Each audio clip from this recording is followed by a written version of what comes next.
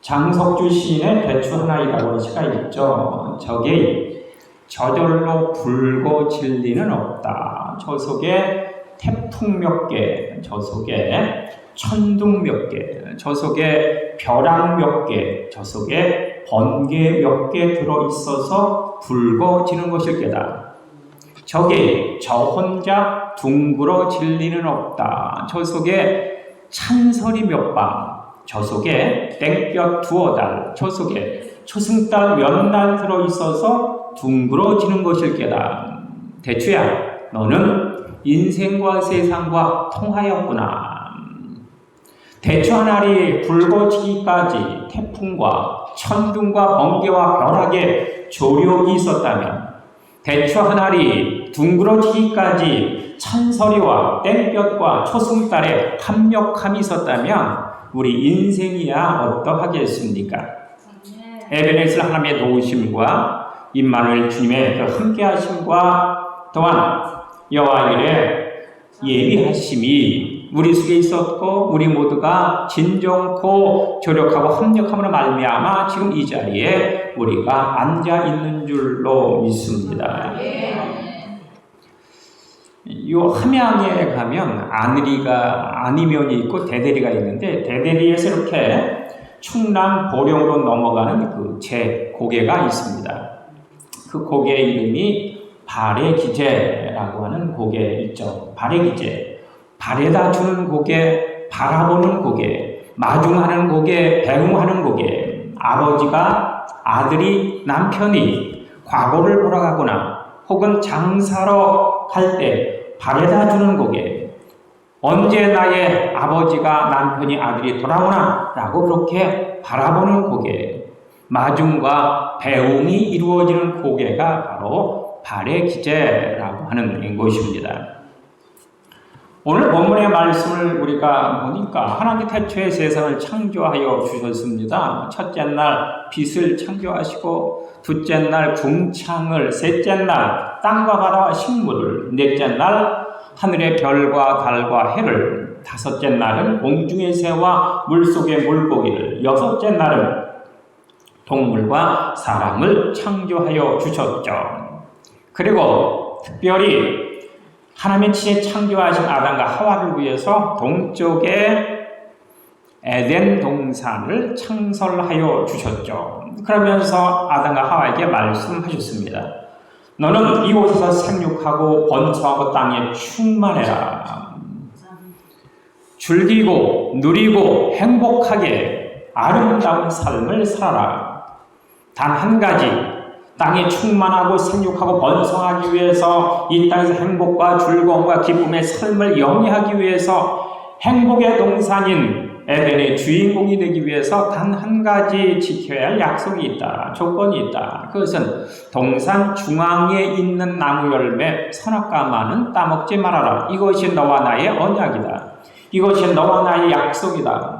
네가 행복과 즐거움과 기쁨을 누리기 위한 한 가지 조건이다. 이렇게 말씀하시는 것을 우리가 들을 수 있습니다. 그런데 말이죠. 행복과 즐거움과 기쁨의 조건인 그 하나님의 음성이 아니라 이 아담과 하와는 사단의 유혹과 미혹, 타락과 혹은 범죄의 음성에 귀를 기울이게 되고, 결국 보암직하고 먹음직하고 탐스럽게 보일 만한 그 선악과 나무에 그만 손을 대고 마는 이러한 모습을 우리가 볼 수 있죠. 결국 그 나무 열매를 따먹고 하나님의 말씀과 명령에 불순종했다라고 하는 그 두려움과 하나님을 뵐 낯이 없다라고 하는 그 수치심에 이 아담과 하와는 에덴 동산 나무 그늘에 숨고 말았습니다. 수치와 두려움 때문에. 이에 오늘 본문에서 하나님께서 아담의 이름을 부르고 계시죠. 아담아, 아담아, 네가 어디 있느냐? 네가 왜 은혜와 능력과 축복과 행복의 그 나의 음성이 아니라 유혹과 미혹과 타락의 사단의 음성에 더 귀를 기울였느냐? 은혜와 사랑과 평강의 나의 얼굴이 아니라 질투와 시기와 타락의 얼굴인 사단의 얼굴을 왜 네가 바라보느냐? 이렇게 하나님이 아담과 하와를 찾고 계시는 모습을 볼 수가 있습니다. 결국 인자와 행복과 기쁨의 하나님의 음성, 하나님의 모습이 아니라 사단의 미혹과 유혹, 타락의 그 음성과 그 모습에 치우쳤던 이 아담과 하와는 결국 행복의 동산, 기쁨의 동산, 즐거움의 동산에 밀려나 결국 이마에 땀을 흘려야 수고하고 노고해야 먹고 살 수 있는 이 험한 세상으로 그렇게 쫓겨나고 말았습니다.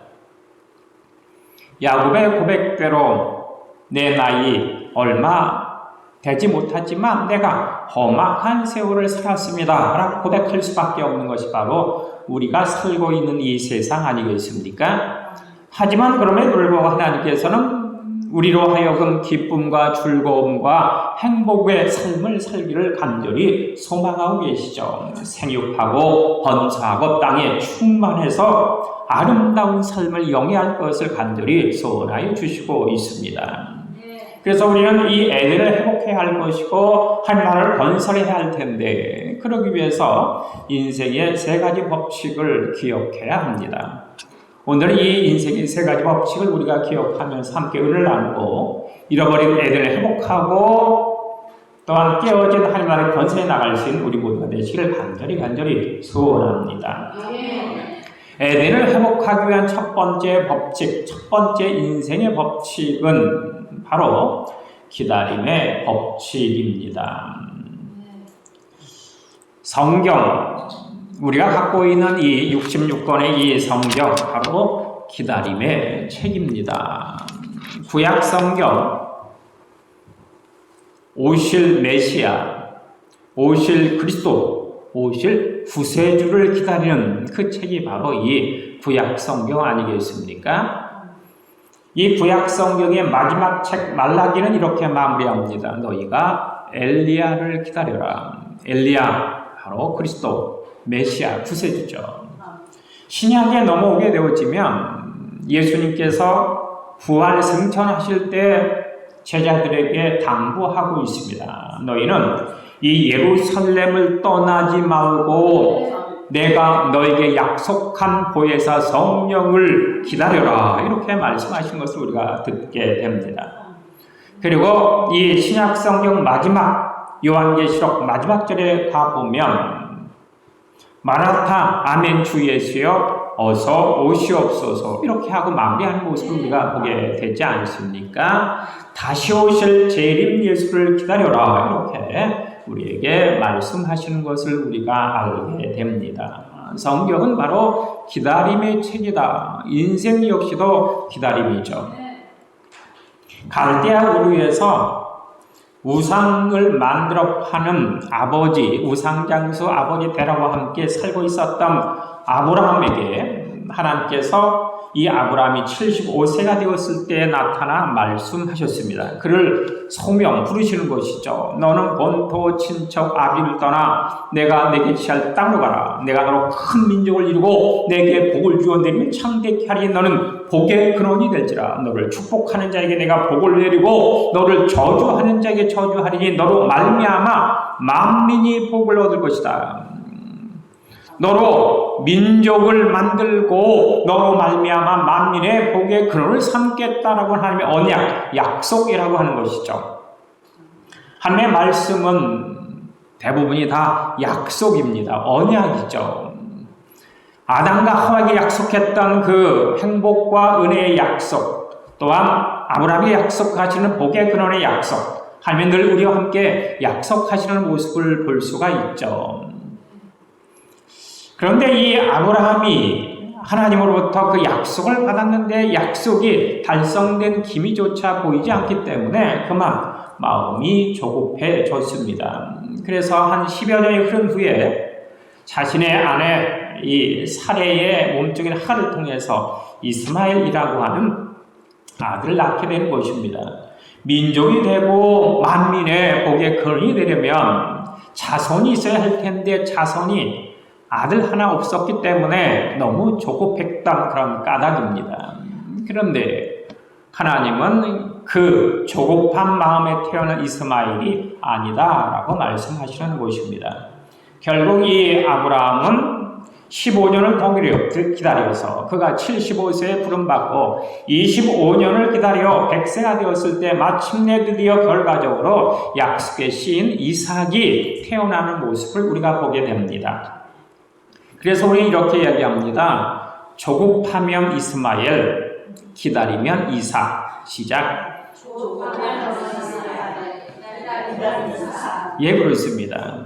기다려야 약속의 씨, 약속의 복인 이삭을 얻을 수가 있다는 사실을 우리가 분명히 기억하시기를 바랍니다. 요셉 역시 17살 때 그가 꿈을 꾸게 되는 것입니다. 하늘에 해와 달 그리고 별 11개가 자신에게 절하는 꿈을 꾸게 되는 것이죠. 11개의 곡식단이 자신의 곡식단에 절하는 꿈을 꾸게 됩니다. 이 꿈을 꾸고 나서 이 요셉에게 엄청난 고난과 역경과 환난이 몰아닥치는 것을 알 수 있습니다. 먼저 형들이 이 요셉을 시기 질투하고 그를 미워하게 되죠. 그 시기와 질투와 미움 면에서 이 요셉을 죽이려고 합니다. 그러다가 결국 인신매매범에 의해 팔림을 당하고 노예가 되어지고 또한 그 노예 주인의 아내의 그 모함으로 말미암아 억울한 그 누명을 쓰고 감옥에 들어가서도 술 맡은 관원장에게 은혜를 베풀어 희망이 보인가 했지만 이 요셉에게 은혜를 입은 이 관원장 요셉을 까맣게 잊어버리는 그러한 모습이 계속 반복이 되어지지 않습니까? 그렇게 이 요셉은 13년을 기다린 후에 결국 해와 달과 11개의 별이 부모가 형제가 그에게 절하는 또한 애국과 주변 나라들이 그를 다 경배하는 그런 놀라운 꿈의 성취를 이루게 되어지는 것입니다. 인생의 법칙 첫 번째는 바로 기다림의 법칙이다라고 하는 것을 우리가 기억해야 합니다. 81년도인가 그 서울의 피카디리 극장이 있는데 그 극장에서 저녁 때 한 부인이 영화 관람을 하였습니다. 영화 관람을 하고 재미있어서 배꼽도 잡고 눈물도 쏟고 하면서 그렇게 영화 관람을 한 후에 집으로 돌아왔는데 뭔가 허전했죠. 목이 허전했습니다. 보니까 목에 걸려 있었던 다이아 목걸이가 사라진 것입니다. 깜짝 놀랐습니다.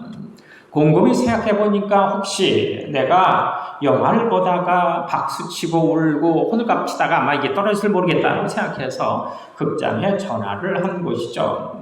혹시 제가 방금 그 극장에서 뒤편, 오른편 몇 개 자리에서 영화를 감상했는데 혹시 거기에 내 목걸이, 다이아 목걸이가 혹시 떨어졌을지도 모르니까 확인을 부탁드립니다. 이렇게 전화를 했죠. 이 전화를 받은 이 지배인 그 부인에게 이렇게 이야기합니다. 그럽니까? 그러세요, 부인. 그러면 잠시 전화를 끊지 말고 기다려 주십시오. 제가 부인이 앉았던 그 극장 안 자리를 확인하고 있습니다. 라고 하고는 극장으로 달려갔죠. 그래서 그 주변을 살펴보니까 진짜 그 의자 밑에 다이아 이 목걸이가 떨어져 있는 것이었습니다. 이 지배인은 그 다이아 바니를 목걸이를 집어서 헐레벌떡 사무실로 돌아와서 전화를 잡았습니다. 부인 기뻐하십시오. 다이아 목걸이를 찾아 이렇게 했는데 전화가 뚝뚝뚝 이미 끊겨져 있는 것이었죠. 이 극장 측에서는 그 부인에게 그 연락을 하려고 백방으로 노력을 했지만 그 당시는 아마 이 어떤 전화선 그런 것들이 제대로 발달되지 않아서 찾을 수가 없었다고 하는 것입니다. 이 부인 전화를 끊지 말고 기다려라 라고 하는 이 지배인의 그 말을 듣지 않고 또한 기다리지 못했기 때문에 귀중한 이 다이아를 결국 찾지 못했다라고 하는 것입니다. 우리도 역시 마찬가지입니다. 하나님의 음성을 듣고 하나님을 기다려라 라고 하는 사실을 말씀하신데도 불구하고 그 음성을 거부하고 듣지 않아 결국 기다리지 못해 낭패와 실망과 낭망을 당하는 경우가 얼마나 많이 있습니까? 제가 이렇게 거리를 가는데, 어느 거리를 가는데 큰 건물이 있고 건물에 이렇게 프랭카드 이렇게 현수막이 걸려 있는 것을 볼 수 있습니다. 사람에게는 누구나 때가 있습니다. 라고 하는 이런 현수막이 이렇게 걸려 있는 것을 볼 수 있었죠. 바로 이 건물이 무엇 하는 건물일까요? 1번 학교, 2번 식당, 3번 쇼핑몰, 4번 교회, 몇 번? 아닙니다. 5번 목욕탕입니다. 사람은 누구에게나 때가 있다. 사람은 누구에게나 육신의 때도 있지만 사람은 누구에게나 하나님의 때도 있습니다. 하나님의 섭리, 하나님의 시간이라고 하는 것이죠. 우리가 오늘 2021년 10월 1일 11시 37분을 지나고 있는데 이것은 바로 크로노스의 시간입니다. 하지만 하나님의 때 시간은 카이로스이죠. 하나님의 때 시간, 하나님의 계획하신 그때 그 시간을 우리가 기다려야 하는데 그것을 기다리지 못해 낭패, 실망, 좌절할 때가 너무나도 많이다라고 하는 것 우리가 인식해야 합니다. 이 기다림이라고 하는 것, 한 소년이 할아버지부터 회중시계를 이게 대대로 내려오는 회중시계를 이렇게 어떤 선물로 받았습니다. 손자, 너 이 회중시계 우리 대대로 내려오는 가보니까 잘 간직해 라고 한 할아버지 당부와 함께 이 회중시계를 이렇게 유물로 이렇게 받았는데 그만 아버지 방앗간에서 놀다가 이 회중시계를 그만 등교 속에 빠뜨리고 말았죠. 당한 이 소년이 등교를 마구 헤쳐봤지만 도저히 이 회중시계를 찾을 수 없었습니다. 그래서 헐레벌떡 아버지가 달려가 울부짖으며 아빠 할아버지가 주시는 회중시계를 내가 그만 잊어버렸어 라고 막 울부짖었습니다. 그러자 이 아빠가 회심의 미소를 지으면서 아들에게 이렇게 이야기합니다. 아들아, 잊어버렸을 때는 기다려야 해. 그 잃어버린 물건이 주인에게 나를 찾아주세요 라고 소리칠 때까지 기다려야 돼. 이렇게 말씀을 하신 것이었습니다. 이 소년은 아버지가 무슨 말인지 잘 몰랐습니다. 회중시계가 나를 찾아주세요 라고 소리칠 때까지 기다려라 라고 이렇게 말씀하시는데 무슨 뜻인지 몰랐습니다. 그런데 아버지가 방화기계를 껐습니다. 그리고 흔히 밝혀있는 전등도 껐습니다. 어둠이 몰려오고 고요가 몰려오고 침묵이 몰려오자 잠시 후에 째깍째깍째깍 나 여기 있어요. 나를 찾아주세요 라고 하는 회중시계의 그 호소가 소리가 들리기 시작했다라고 하는 것입니다. 애들을 합할 수 있는 인생의 첫 번째 법칙은 기다림의 법칙이다라고 하는 것입니다. 기다려야 합니다. 나의 때, 나의 시간이 아니라 하나님의 때, 하나님의 시간을 기다려야 하죠. 이것을 기다리지 못해 낭패와 좌절과 절망 가운데 빠지는 사람들이 얼마나 많은지 모릅니다. 애들을 회복하기 위한 인생의 법칙 두 번째는 바로 바라봄의 법칙입니다. 바라봄의 법칙. 야곱이 외삼촌 라반과 함께 살면서 이 외삼촌 라반의 종살이를 하게 되어지죠. 그런데 이 외삼촌이 이 조카 야곱에게 삭을 주지 않았습니다. 그래서 참다 못한 이 야곱, 이 외삼촌과 함께 계약을 맺게 됩니다.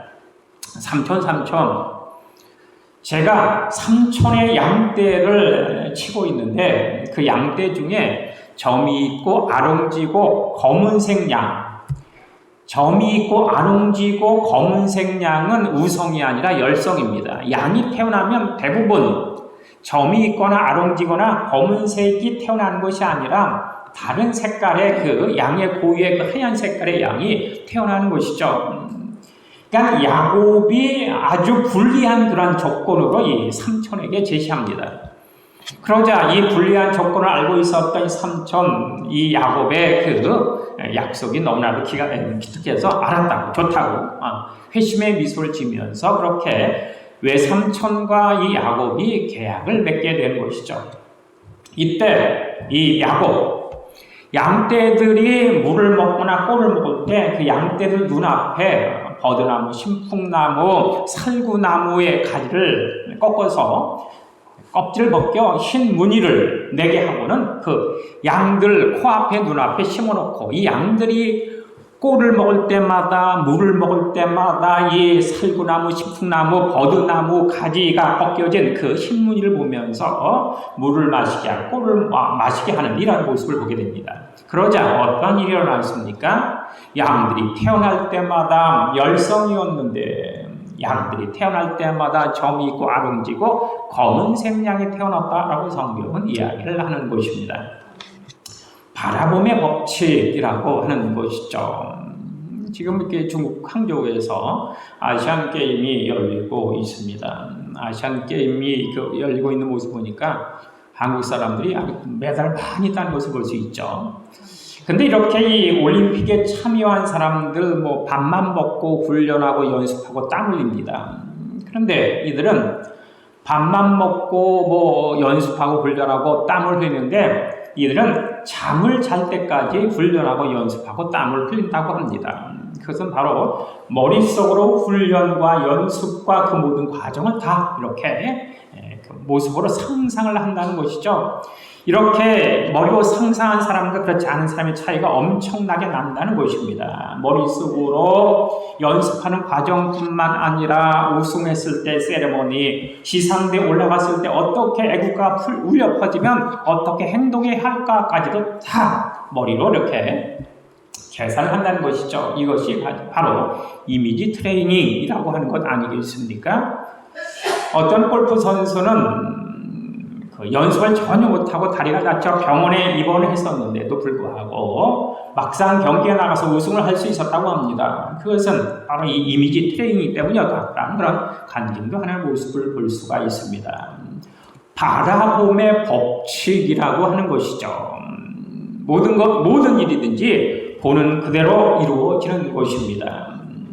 예수님도 우리에게 말씀하여 주셨습니다. 너희는 먼저 그의 나라와 그의 의를 구하라. 그리하면 이 모든 것들을 너희에게 더하여 주리라. 이 모든 것들, 몸을 위해서 무엇을 먹을까, 무엇을 마실까 하는 것들, 몸을 위해서 무엇을 입을까 하는 것들, 의식주에 관한 것들, 우리는 이 세상을 살면서 이 의식주의 때문에 아둥바둥하면서 이리저리 그렇게 흔들리면서 그렇게 헐레벌떡 우리의 삶을 그렇게 살아가고 있는데 하나님께서는 아담과 하와에게 에덴을 허락하여 주시면서 생육, 번성, 땅이 충만해라, 즐겨라, 누려라, 행복해라 이렇게 말씀해 주시지 않았습니까? 굳이 너희가 땀에, 얼굴에, 이마에 땀을 흘리지 않아도, 수고하거나 노고하지 않아도, 네가 집을 짓지 않아도, 네가 농사 짓지 않아도, 네가 땀 흘리지 않아도 내가 다 책임져 주겠다 이렇게 말씀하여 주시고 있는 것입니다. 공중에 새를 보아라. 심지도 않고 거두지도 않고 창고에 모아들이지도 아니하되 하늘 아버지께서 기르시다니 하물며 나의 택정 우성 인침받은 너일까 보냐. 그래 백합화를 보아라. 길쌈도 아니하고 수고도 아니하지만 솔만의 옷도 입고 하나만 못하지 아니하냐. 오늘따라 내일 아궁이에 던진 들풀도 하나님께서 입히시고 먹이시고 마시게 하거늘 하물며 나의 택정 인침 구속받은 너희일까 보냐. 믿음이 적은 자들아 이렇게 말씀해 주시고 있지 않습니까? 너희는 다만 하나님의 나라와 의를 구해라. 바라보아라. 앙망해라. 응시해라. 관찰해라. 그리하면 목숨을 위해서 너에게 필요한 것들, 몸을 위해 너에게 필요한 것들 다 내가 책임져 주겠다 이렇게 약속하시고 계신 것입니다. 믿음의 죄 온전케 하시는 예수를 바라보자. 그 앞에 있는 즐거움을 위하여 십자가를 참으사 부끄러움을 개의치 아니하시더니 하나님의 보좌 우편에 앉으셨느니라. 예수님은 두 번째 아담으로 이 땅에 찾아와 주셨습니다. 첫 번째 아담과 하와는 하나님을 바라보지 않고 사단을 바라보고 하나님의 음성이 아니라 사단의 음성이 귀를 기르다가 그만 이 세상을 빼앗기고만 이 세상에서 수고하고 노고 땀 흘려 하는 그런 수고를 해야 하는 그런 모습 가운데 있었지만 두 번째 아담으로 오신 예수님께서는 말씀해 주십니다. 사람이 떡으로만 살 것이 아니라 하나님의 입으로 나오는 말씀으로 살 것이니라. 나의 원대로 마옵시고 아버지의 뜻대로 되길 원합니다. 마침내 드디어 예수님께서는 하나님 주신 그 사명을 완수하여 주시고 하나님 보호자 우편에서 우리를 위해서, 여러분을 위해서 거처를 예비하고 계시다라고 그렇게 성경은 우리에게 들려주시고 있지 않습니까? 바라봄의 법칙, 믿음의 주여 온전케 하신 예수를 바라보고 하나님의 나라와 그 의를 바라보는 자, 마침내 드디어 진정코 그 목적에 도달하고 달성함으로 말미암아 진정한 주역이 되고 주인공이 되어질 줄로 믿습니다. 인생의 법칙 첫 번째, 기다림의 법칙. 두 번째는 바라봄의 법칙. 그리고 세 번째, 고난의 법칙입니다. 어찌 장렬한 뜨거운 태양빛을 견디지 않고 찬소리를 맞지 않고 어떻게 튼실하고 윤택한 아름다운 토실한 열매와 결실을 기약할 수 있겠습니까? 한 청년이 길거리를 가는데 뭐든지 팝니다라고 하는 그런 상점을 보고 그 상점에 들어갔습니다. 주인에게 다시 한번 물었습니다. 진짜 이 상점에서 뭐든지 다 팝니까? 그러면 뭐든지 다 팝니다. 원하는 것은 다 팝니다. 그렇다면 나에게 행복과 평화와 성공을 주십시오. 성공을 파십시오. 이렇게 이야기를 하니까 주인이 정색을 하면서 대답을 합니다. 청년, 내가 청년에게 평화와 승리와 성공, 이 사랑 팔 수 있어. 하지만 나는 우리 집에서는 완제품을 파는 것이 아니라 씨앗을 판다네. 이렇게 이야기를 하였다는 것입니다. 봄에 씨를 뿌려 이 씨앗이 동토, 언 땅을 헤치고 싹이 나면 가꾸고 김매고 벌레 잡고 마음과 뜻과 정성을 다하여 키워야 하지 않겠습니까? 그래야 마침내 비로소 결과적으로 풍성하고 윤택한 아름다운 열매를 맺을 수가 있는 것입니다. 이 가을은 성숙의 계절입니다. 봄과 여름은 성장의 계절이라고 한다면 우리가 지금 지나고 있는 이 2023년도 10월 이 가을은 성숙의 계절이다라고 하는 것입니다. 바로 이 농부가 씨를 뿌려서 봄과 여름을 지날 때 뜨거운 태양, 그 장렬한 태양빛을 받고 모든 식물과 가시들은 폭풍 성장을 하게 되어져 있지 않습니까? 그 뜨거운 태양과 비바람과 태풍을 그렇게 견디면서 엄청난 성장을 하게 됩니다. 그런데 선선하게 찬바람이 불기 시작하면 이 폭풍 성장을 잠시 멈추고 자신을 바라보는 것이죠. 바로 내시를 기하는 것입니다. 겸손과 감사를 배우게 된 것입니다. 이렇게 성숙해지는 계절이 바로 가을이다. 그래서 가을은 아름다운 계절이죠. 모든 고난과 역경과 아픔을 견디고 난 그 계절이 바로 아름다운 까닭이 바로 여기에 있습니다. 그래서 시인 김현성은 이렇게 노래합니다. 가을에는 기도하게 하소서, 낙엽지는 때를 기다려 내게 주신 겸허한 목으로 나를 채우소서. 가을에는 사랑하게 하소서, 오직 한 사람을 택하게 하소서, 가장 윤택한 열매를 위하여 이 비옥한 시간을 가꾸게 하소서.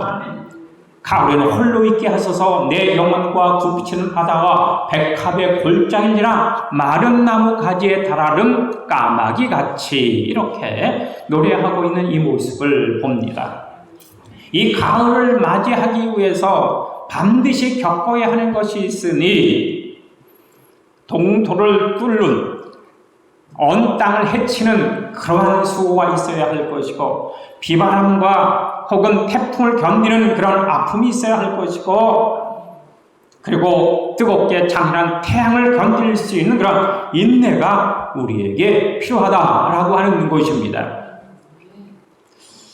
이 인내한다고 하는 것, 참는다고 하는 것, 견딘다고 하는 것 그렇게 만만치 않습니다. 그래서 주님께서 우리에게 성령의 열매로 주신 것 아닙니까? 사랑, 희락, 화평, 오래 참음, 자비, 양선, 온유, 충성, 절제. 이 성령의 9가지 열매 중에 우리는 4번째 열매, 오래 참음의 열매를 기억합니다. 오래 참고 인내하고 견디는 것이죠.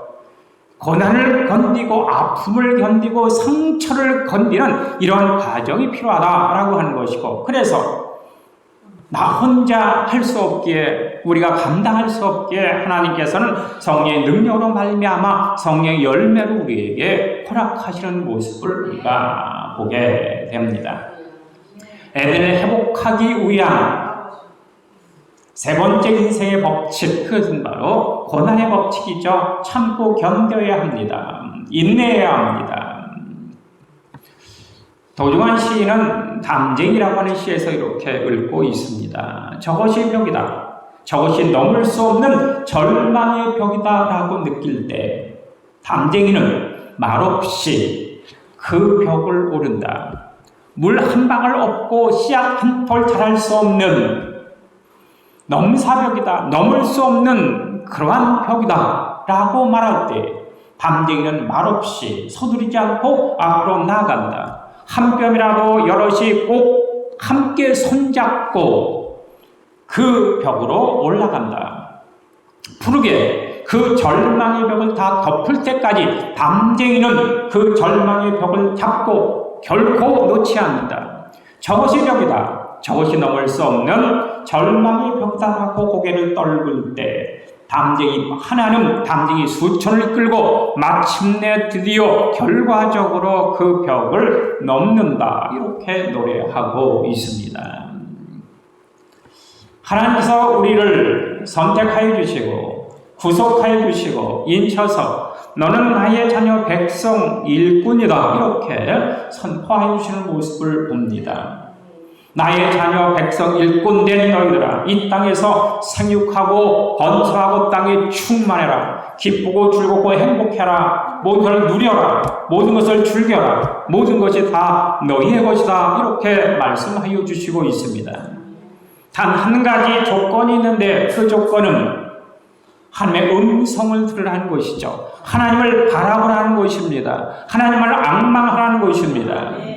세상의 유혹과 미혹과 세상의 모든 것들 때문에 두리번 우왕좌왕 이리 비틀 저리 비틀 살아가는 것이 아니라 오직 하나님의 나라로 일하여 뛰어가고 달려고 전진하면서 하나님만을 바라보고 그의 나라와 의만을 추구하면서 믿음이 온전히 계신 이 예수만을 바라면서 나아가라고 말씀해 주시고 있는 것입니다. 그러면 너희에게 아름다운 잃어버린 에덴을 허락하여 주겠다 이렇게 약속하여 주시고 있습니다. 진정 그 우리의 삶을 살아가면서 많은 환난과 역경과 아픔을 겪기도 하겠지만 그러함에도 불구하고 하나님을 악망하고 하나님을 바라보고 하나님만을 쳐다보면서 기다리고 바라보고 고난과 역경을 견디고 참으면서 마침내 드디어 진정한 인생의 승리자 참 행복자가 되어주시기를 간절히 주의 이름으로 축원합니다. 기도하시겠습니다. 주님 감사드립니다. 우리 사람 모든 제 가족들 주님의 택정과 구속과 인심을 기억하면서 기다리게 하시고 바라보게 하시고 고난과 역경을 견디게 하시고 그래서 마침내 드디어 담쟁이가 그 절망의 벽을 넘듯이 마침내 드디어 예수께서 하나님 보좌 우편에 앉으셨듯이 우리도 진정한 승리자가 되게 하시고 이김의 사람이 되게 하시고 능력자로서 주님께서 구별하여 주시며 성별하여 주옵소서. 예수님 이름으로 기도합니다. 아멘.